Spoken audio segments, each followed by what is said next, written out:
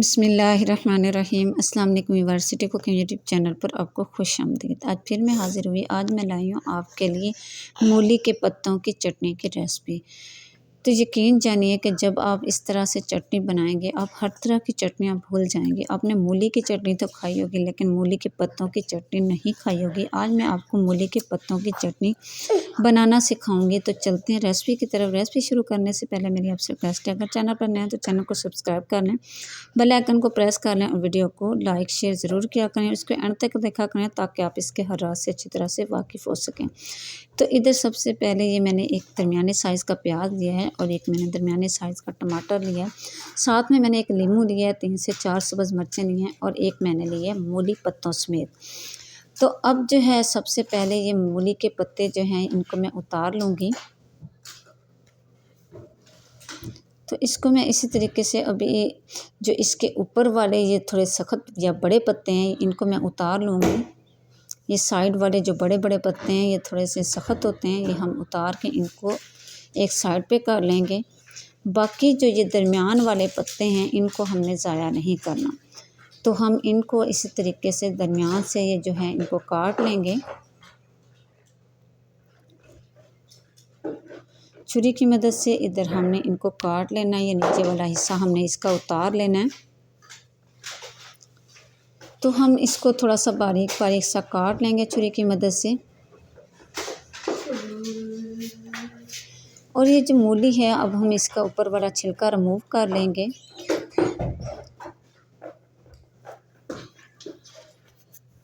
तो ये इधर जो है ये मैंने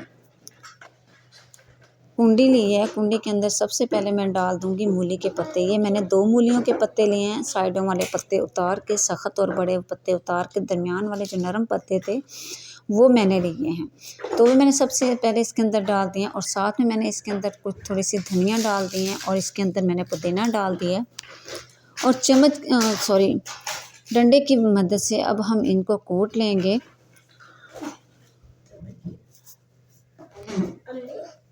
और साथ ही मैं इसके अंदर डाल दूंगी 4 सब्ज़ मिर्चें, जिनको मैंने थोड़ा मोटा मोटा सा काट लिया है।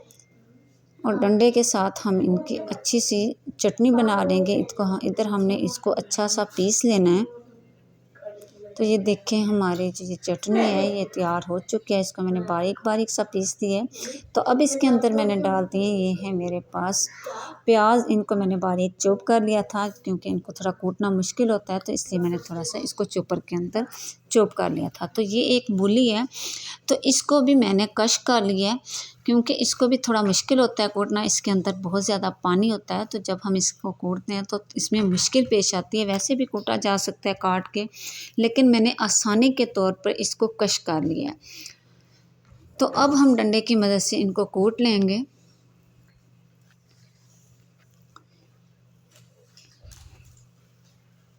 और अगर अभी तक आपने मेरे चैनल को सब्सक्राइब नहीं किया तो प्लीज़ मेरे चैनल को सब्सक्राइब कर लें। ये आपकी तरफ से हमारी हौसला अफजाई होती है और आपकी तरफ से हमें एक नाम होता है। तो इसी तरीके से डंडे की मदद से अब हम इनको अच्छा सा बारीक सा इसको कूट लेंगे। हमने इसको इतना कूटना है कि ये बिल्कुल सारी चीज़ें जो हैं ये यकजान हो जाएं।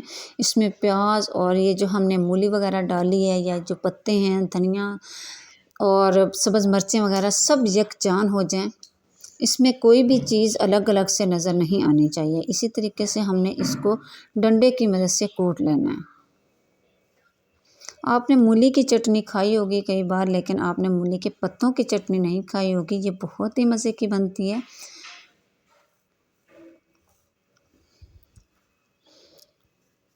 और इसको मैं तकरीबन जो है इसी तरीके से 15 से 20 मिनट तक कूट लूँगी।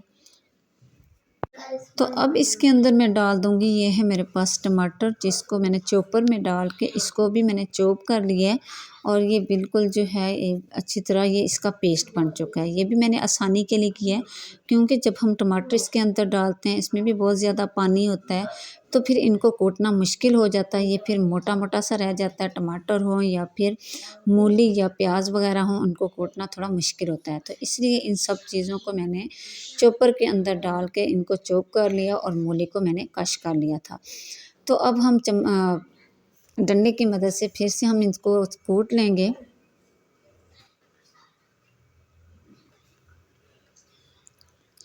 इतनी हमने इसको पीसना है जब तक कि ये सारी चीज़ें जो हैं अच्छे से यकजान ना हो जाएं। तो अब इसके अंदर मैं डाल दूंगी 1 टीस्पून नमक। आप अपने टेस्ट के हिसाब से थोड़ा ज़्यादा डाल सकते हैं। और फिर डंडे की मदद से मैं इसको अच्छा सा पीस लूँगी। तो इधर हमारी चटनी तैयार हो चुकी है, तो मैं इधर आपको इसको निकाल के दिखाती हूँ। तो ये मैंने प्लेट लिया है, तो बिस्मिल्लाहिर्रहमानिर्रहीम मैं आपको निकाल के दिखाती हूँ। तो ये देखें माशाल्लाह माशाल्लाह हमारी चटनी तैयार हो चुकी है। लेकिन अभी हमने इसमें और भी कुछ चीज़ें डालनी है। तो ये है मेरे पास नींबू, जिसको मैंने दरमियान से काट लिया। तो अब हम इसके ऊपर एक नींबू निचोड़ लेंगे। इसके साथ इसका टेस्ट बढ़ जाएगा और ये बहुत ही मज़े की हो जाएगी। यकीन जानिए, जब आप इस तरह से बनाकर मेहमानों को पेश करेंगे तो मेहमान बिरयानी को छोड़कर आपकी चटनी को ज़्यादा पसंद करेंगे। और उम्मीद करूँगी कि आज की रेसिपी आपको बहुत पसंद आई होगी। अगर रेसिपी पसंद आए लाइक करें, शेयर करें, सब्सक्राइब करना ना भूलें। इजाज़त चाहूँगी सिटी कुकिंग यूट्यूब चैनल की तरफ से। अगली वीडियो तक के लिए अल्लाह हाफिज़, अस्सलामु अलैकुम।